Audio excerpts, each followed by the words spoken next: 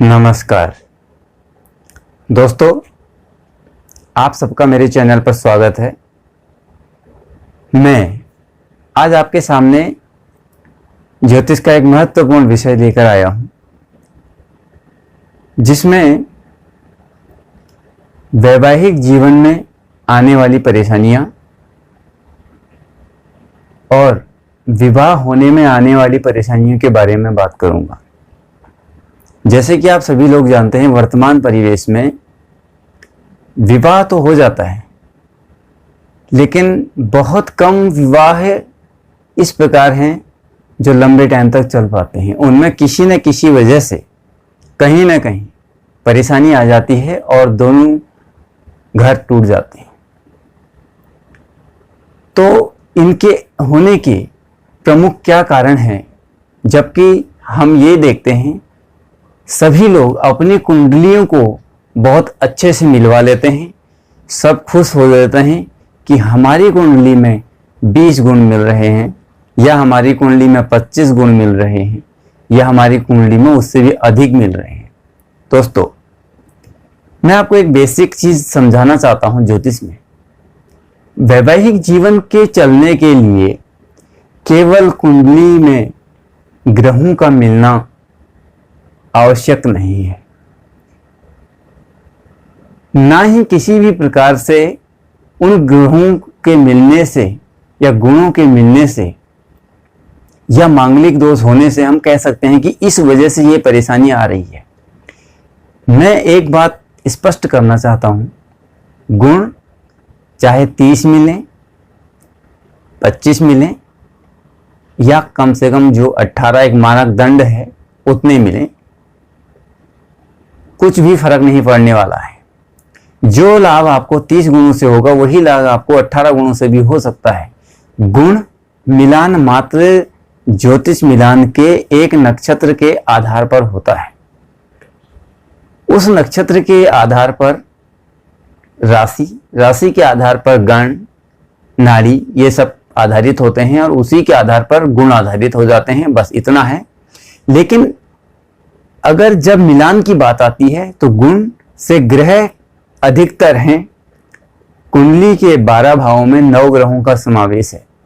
इन 9 ग्रहों का मिलान आप सबके लिए बहुत अच्छा होना चाहिए। इन 9 ग्रहों के मिलान में आप सबसे पहले ये देखिए कि किस कुंडली में मांगलिक दोष है, किस कुंडली में मांगलिक दोष नहीं है। कभी कभी यह मांगलिक दोष इतना घातक होता है कि हम कुछ करने की सोचते हैं लेकिन होता ही नहीं, और कभी कभी दोनों मांगलिक होते हैं और उसके बाद भी रिश्ते खराब हो जाते हैं। तो इसका सबसे पहला कारण है सप्तम स्थान कुंडली का, जहां पर किसी न किसी पाप ग्रह का होना या किसी न किसी पाप ग्रह की दृष्टि का होना पाया जाता है। अब बात करते हैं सूर्य की। सूर्य को ब्रह्मांड कोटि देवता माना जाता है, भगवान माना जाता है। हम सूर्य को जल चढ़ाते हैं, लेकिन ज्योतिष सूर्य को एक पाप ग्रह मानता है। उस ग्रह का सप्तम भाव में होने के कारण से अनेकों कुंडलियों में मैंने प्रत्यक्ष रूप से यह पाया है, सारी चीजें सही होने के बावजूद भी वैवाहिक जीवन नहीं चलते। किसी न किसी कारण से वो वैवाहिक जीवन टूट जाते हैं। अब ऐसा क्यों? क्योंकि सूर्य एक ऐसा ग्रह होता है जिसके तेज को हम देखते हैं। उस तेज का एक प्रकाश होता है। सप्तम भाव जो कुंडली का है, उस कुंडली में उसके उस तेजोमयी प्रकाश के कारण से वो भाव का अपना जो फल है वो नष्ट हो जाता है। या उस भाव में यदि सूर्य के साथ कोई दूसरा ऐसा ग्रह आके बैठा है, जैसे राहु, केतु या स्वयं चंद्रमा, यदि चंद्र और सूर्य का योग भी सप्तम स्थान में होगा तो निश्चित रूप से विवाहित जीवन नहीं चलेगा। ये 100% गारंटी है। क्योंकि जब चंद्रमा और सूर्य एक साथ हो जाते हैं तो ऐसे में हमारी कुंडली में से हमको सीधे सीधे दो ग्रहों का जो रिजल्ट मिलना है वो नहीं मिलेगा, तो हमारे पास रह जाते हैं केवल 7 ग्रह।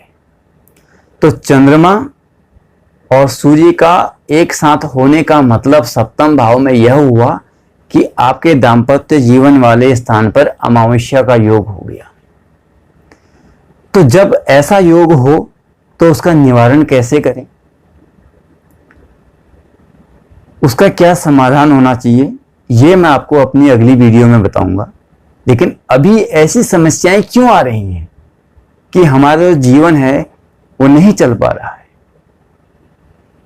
हमने देखा है उसमें बहुत लोग समझाते हैं नहीं रिश्ता चला लीजिए, ये कर लीजिए, तो वो फिर भी कहीं ना कहीं एक ईगो क्राइसिस आ जाती है। क्योंकि सूर्य ग्रह अपने आप में बहुत स्वाभिमानी ग्रह है, वो कहीं झुकने वाला ग्रह नहीं है। और इसी प्रकार से सूर्य ग्रह का जो फल होता है वो राहु केतु और चंद्रमा के साथ यदि सप्तम भाव में होगा तो नुकसानदायक होगा। दूसरे नंबर पर यदि सप्तम स्थान में मंगल नीच राशि का राहु के साथ बैठा होगा तब भी आपको निश्चित रूप से वैवाहिक जीवन में परेशानियां देगा।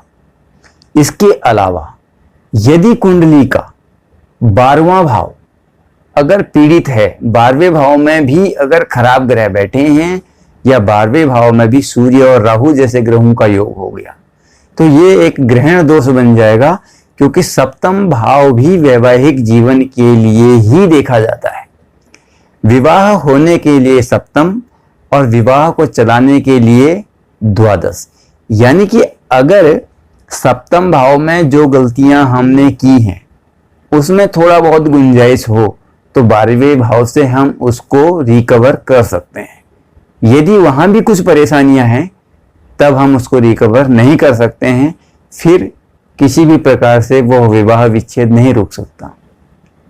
तो इसमें अनेकों प्रकार के उपाय होते हैं, जैसे घट विवाह,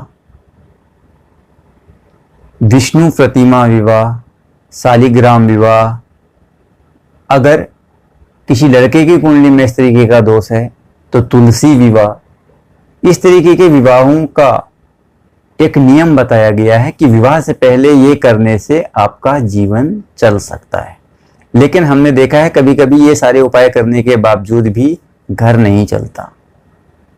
यदि कुंडली का द्वादश स्थान ज्यादा खराब होगा तो हमेशा घर में क्लेश रहेगा ही रहेगा, किसी न किसी वजह से बहुत दुख निकलेगा ही निकलेगा। तो अब आप ये समझ लीजिए कि कुंडली के अंदर जो ग्रह मिलान होता है वह ज्यादा महत्वपूर्ण है, जो गुण मिलान होता है वह उतना महत्वपूर्ण नहीं है। क्योंकि समाज में एक इस तरीके का दायरा रखा गया है कि गुण मिलते हैं, बस हमारे इतने गुण मिलते हैं तो हम शादी कर सकते हैं, ये मानदंड है। लेकिन विवाह चलाने के लिए गुणों से अधिक ग्रहों की आवश्यकता है।